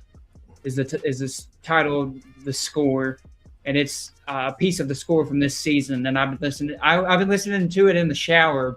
I've been listening to it. I was in my truck the other day listening to it. I've been in the shower listening to it. I've been listening to it everywhere, man. Yeah, one of the best theme songs to ever come out of Marvel Studios. It's a great piece of that particular piece of score. I don't know where it is in the season. I forgot which episode it is, but it's a great piece of score that I've been listening to way too much. Makes me feel like Matt Murdock, except I'm not blind and I don't have any amazing skills, but I'm Daredevil, baby, in the shower. Hell yeah, man. He just get you a suit, man, and people will believe it. Oh, look at that handsome guy. Yeah, but man, Daredevil Season 2, Born Again, amazing, fantastic. And as that said, Spider-Man Brand New Day will definitely be an episode. That's in July. We're definitely doing an episode on that by far. Without a doubt, JFP is going to be there.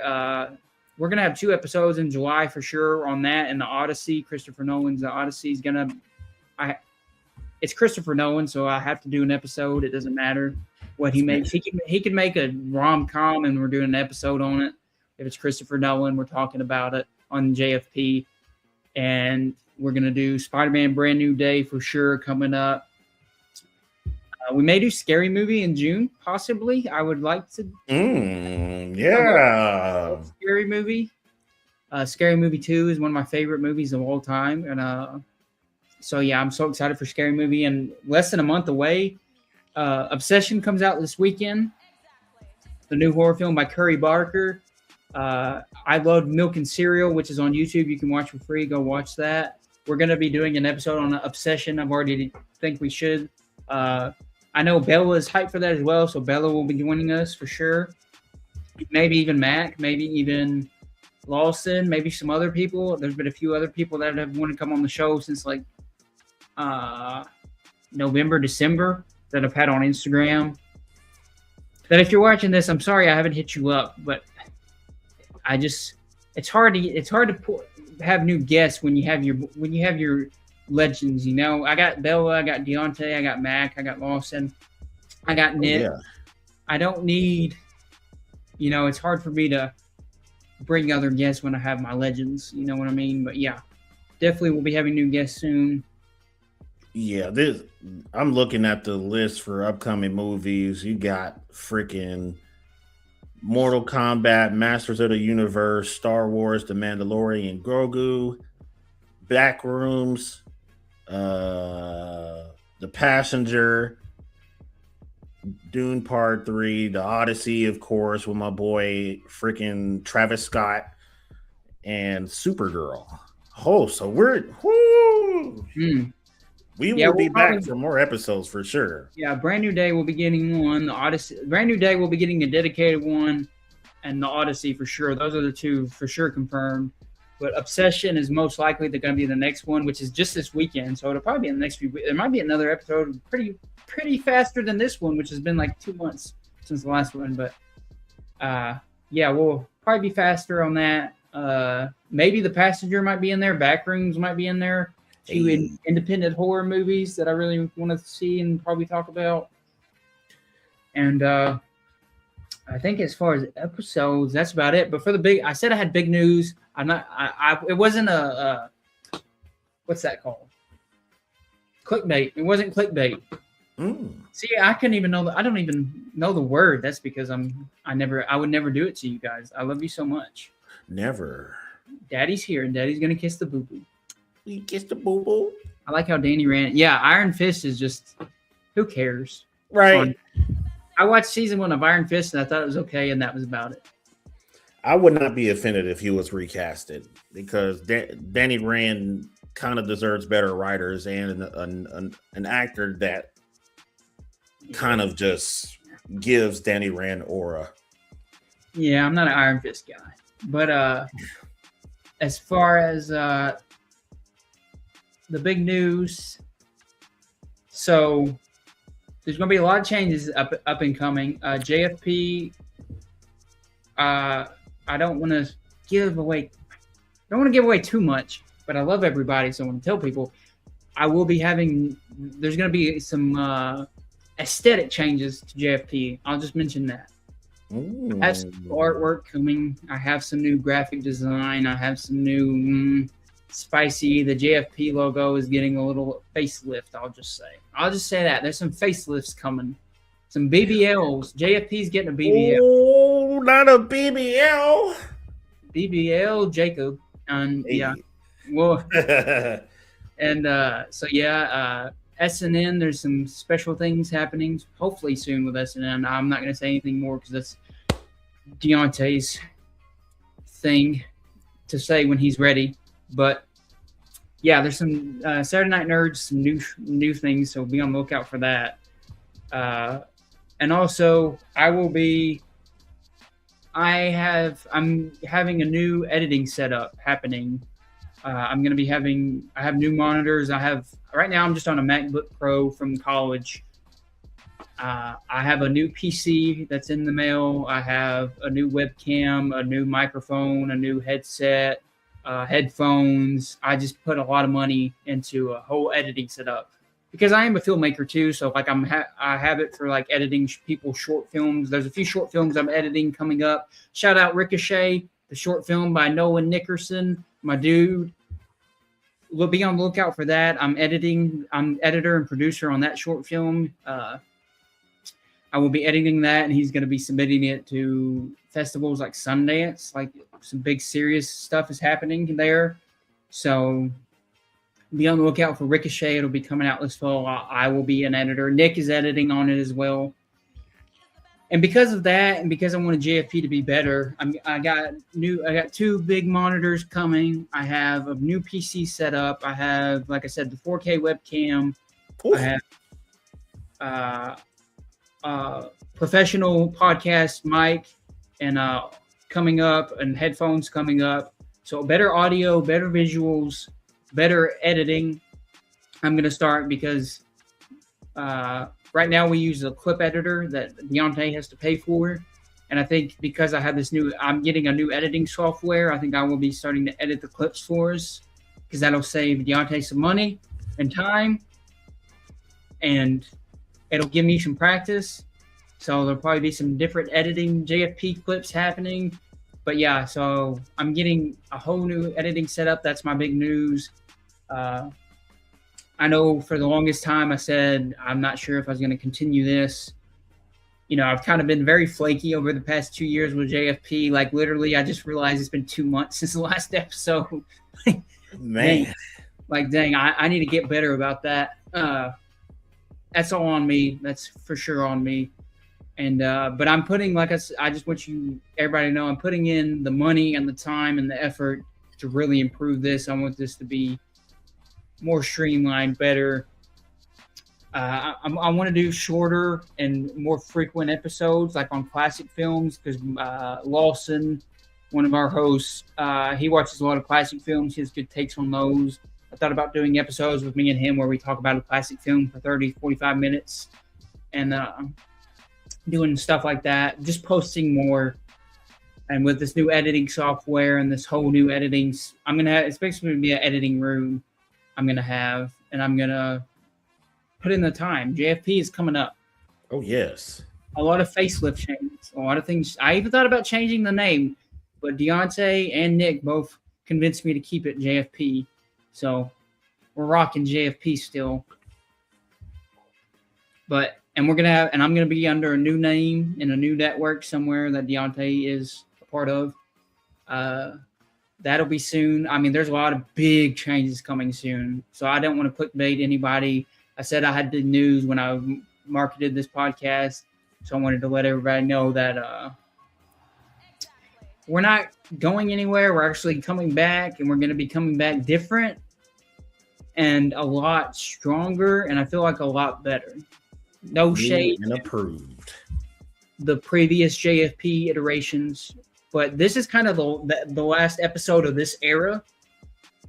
I'm Taylor Swift. I'm in my eras now. Oh, Eras tour. I'm going to do an Eras tour. But no, this is like the last era of the JFP as you know it. That's all I will say.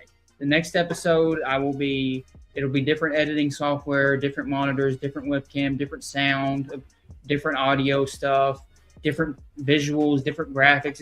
Everything's going to be different. We're coming back strong. We're coming back different. We're coming back new. We're coming back improved. Papa's got a brand new bag. It's time. Mm-hmm. It's time for it to happen. It's going to happen. So I thank everybody for watching for all these years. I can't believe it's been over 3 years now. Oh, yeah.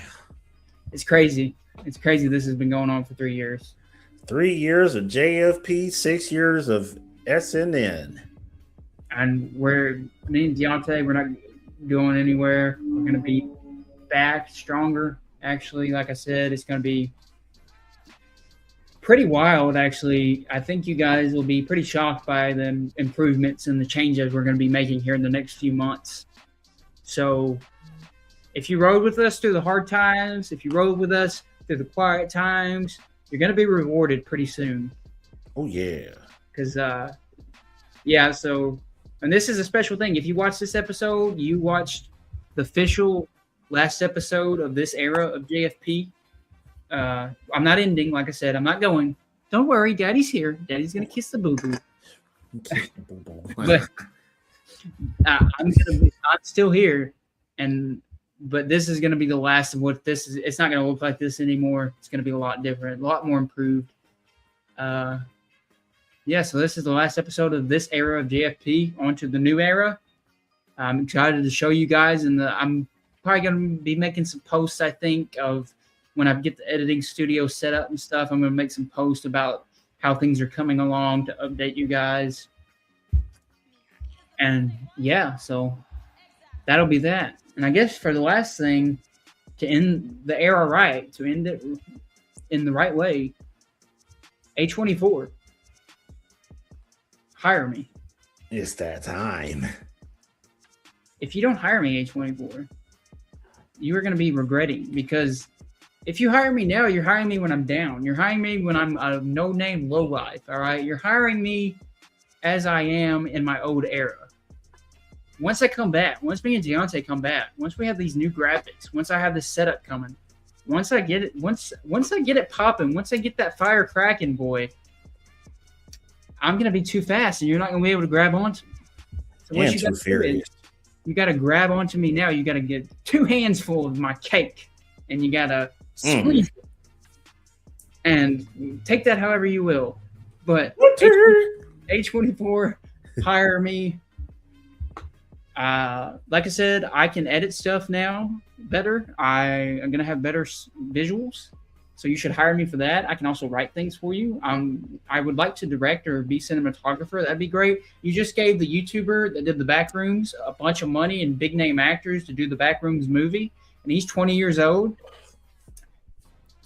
Think about this. The sky's the limit. I'm 27. So I'm his age plus 7 more years of experience. So think about him, but 7 years better. Sexier ideas too. He said it, not me. no, no shade. I'm excited for Backrooms. But yeah, if you can hire a 20-year-old, you can hire a 27-year-old podcaster. If you can hire a 20-year-old YouTuber, come on, A24. Come on. We got this. That. And yeah, that's my A24 plug. We're here. We're there. And that's the end of this era. Yes, I'm glad I can make you laugh, Diego. But yeah, peace out to this era of JFP. We're coming back different. We're coming back new. That's all I'm going to say. Let JFP get some motion. I'm getting some motion, boys. Oh, yeah. It's time. God forbid a white boy gets some motion. You know what I mean? Woo! With the ocean. I'm getting it. I hope y'all have an amazing night. That's it. Peace out. Peace.